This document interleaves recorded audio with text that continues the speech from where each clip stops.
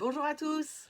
Il y a quelques semaines, avec Sentinelle 24/7 et France Prière, on vous a proposé un temps particulier à la fin du mois d'octobre et au début du mois de novembre, qui était en lien avec le fait de déclarer et d'appeler la lumière de Jésus au milieu des ténèbres, dans cette période qui entoure le 31 octobre et qui est une période qui est très noire spirituellement. Et à l'époque, on a cité un texte qui est dans Jean au chapitre 1, et dont je vais lire un tout petit bout. La parole était la vie, et la vie était la lumière des hommes.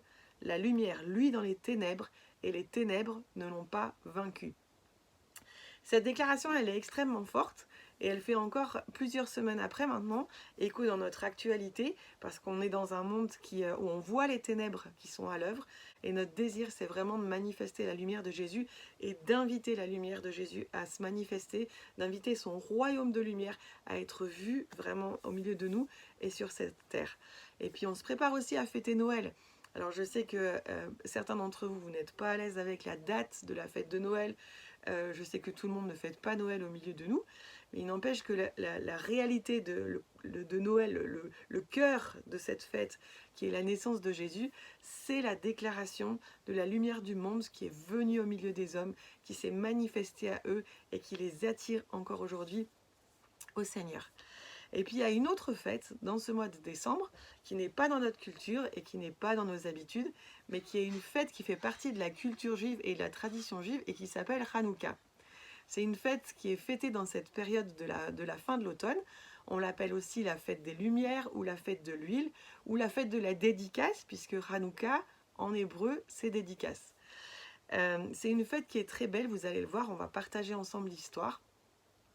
Et la raison pour laquelle je fais ce petit mot aujourd'hui, c'est parce que je crois que cette année, alors qu'on voit encore plus que d'habitude cette lutte de la lumière contre les ténèbres, Dieu nous invite d'une manière spéciale, non seulement à nous rappeler de Hanouka, mais vraiment à le célébrer et à le vivre vraiment comme 8 jours. On met notre prière en action, on se met en action comme intercesseur, on se met en action comme sacrificateur pour que la lumière vienne briller au milieu de nos ténèbres.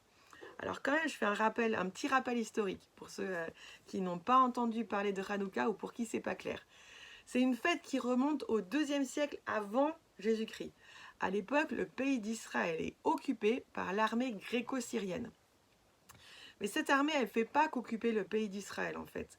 La volonté qui est là du roi qui gouverne cet empire, c'est de détruire vraiment la culture des pays qui sont occupés, et notamment la culture juive.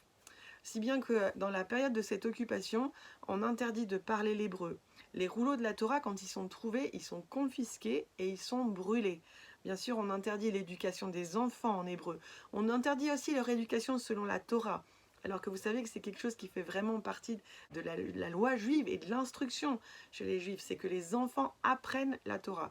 Donc la Torah disparaît, l'éducation est interdite, le fait de parler hébreu est interdit. Bien sûr, la circoncision est interdite aussi. Le Shabbat, les fêtes sont interdites. Donc tout ce qui donne vraiment à la culture juive sa couleur. Simplement, ce qui colore la culture juive, c'est aussi toute cette invitation de Dieu à installer son peuple dans l'alliance. Donc c'est pas juste une question culturelle, mais vous savez qu'il y a quelque chose de particulier avec l'appel d'Israël qui est d'être la lumière du monde. Et quelque part, ce que fait l'occupant dans ce temps-là, c'est qu'il détruit cet appel. Et il s'attache à essayer d'empêcher le peuple d'Israël d'accomplir cette destinée, d'être une lumière pour les nations. Et puis aussi, au travers des différents interdits qui sont là, il y a une volonté vraiment de faire en sorte que le peuple ne puisse plus répondre à l'alliance que Dieu a faite avec lui. Et dans ce temps-là, Dieu va faire quelque chose d'extraordinaire. Il va toucher le cœur d'une famille de Lévites, une famille de sacrificateurs, qui s'appelle les Maccabées. Et le père notamment, et ça va être la première victoire de Hanouka. À un moment donné, le père va être invité à sacrifier à des dieux grecs, comme c'était demandé à tous les juifs de l'époque. Et il va refuser de le faire. Et non seulement il va refuser d'offrir un sacrifice sur l'autel du dieu grec qui est là, mais en plus de ça, il va détruire l'autel de son village, et il va devoir s'enfuir. Mais il va décider que lui et sa famille ne sortiront pas de l'alliance qui avait été faite avec le Dieu d'Israël, et qu'ils ne sacrifieront pas au dieu grec. Donc c'est quelque chose de très fort, et c'est la première victoire de Hanouka, et c'est le premier miracle de Hanouka, Dieu qui vient chercher le cœur d'un homme qui se positionne et qui dit non à l'obscurité et aux ténèbres qui sont autour. Deuxième victoire, une victoire militaire.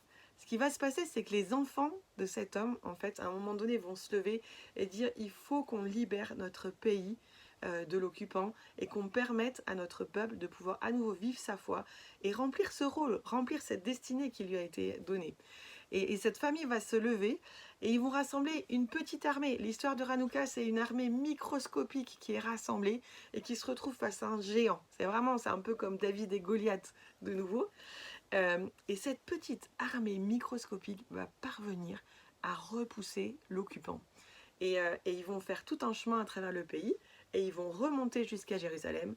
Ils vont faire sortir les occupants et ils vont chasser l'occupant de Jérusalem et ils vont monter jusqu'au temple et ils vont libérer le temple. Donc deuxième victoire, une victoire militaire que Dieu accorde comme un miracle à son peuple, la faveur de Dieu qui vient et qui soutient son peuple pour retrouver sa destinée, pour retrouver sa voie et pour pouvoir à nouveau être la lumière qu'il est appelé à être.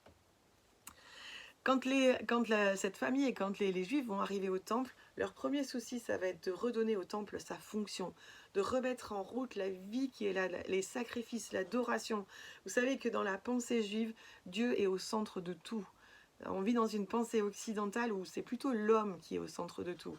Ça ne veut pas dire qu'on n'écoute pas le Seigneur ou qu'on ne le suit pas ou qu'on n'est pas chrétien. Mais quand même, souvent, nous sommes le centre de notre propre vie et Dieu vient un petit peu se mettre en périphérie de notre vie ou couvrir notre vie comme une protection, comme une aide. Il donne sa faveur, il donne son soutien, mais il n'est pas forcément le centre. Alors que dans la pensée juive, Dieu est au centre.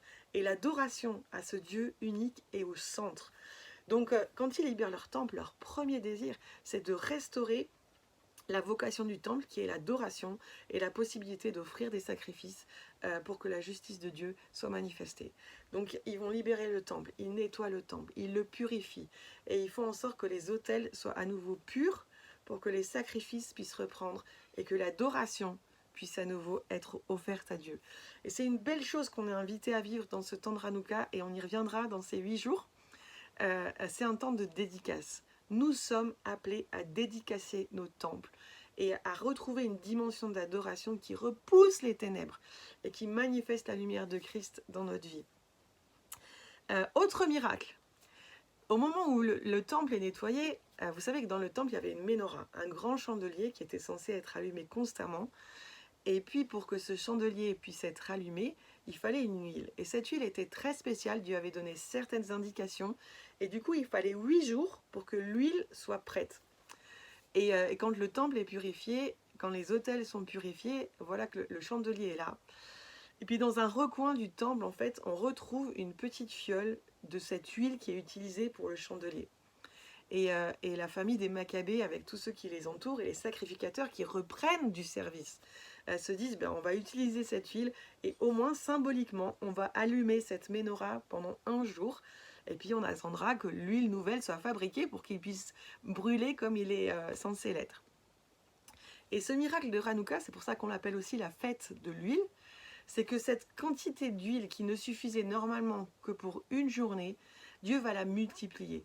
Et elle va suffire pour que la menorah puisse brûler pendant les 8 prochains jours, jusqu'à ce que la nouvelle huile soit prête, qu'elle puisse être rajoutée au chandelier et que le chandelier puisse éclairer encore pour la suite et que le chandelier ne se réteigne pas. Et cette dimension de l'huile, c'est une dimension qui est précieuse dans notre vie, dans ces temps. Nous avons besoin de l'huile du Seigneur. Et peut-être qu'aujourd'hui, nous manquons de réserve. Alors il va y avoir besoin que Dieu multiplie cette huile. Et c'est aussi un appel à préparer de l'huile pour les temps qui viennent.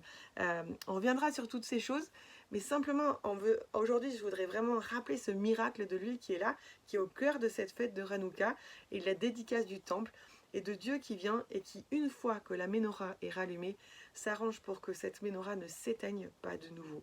Et aujourd'hui, il y a une menorah que Dieu veut allumer au milieu de nous. Il y a une menorah que Dieu veut rallumer dans son corps. On le verra, c'est une menorah qui est faite de l'Esprit de Dieu dans toute sa plénitude. C'est pour ça qu'on lira le texte d'Ésaïe 11 avec les 7 esprits. Nous voulons que la plénitude de l'Esprit soit allumée et soit manifestée dans son corps.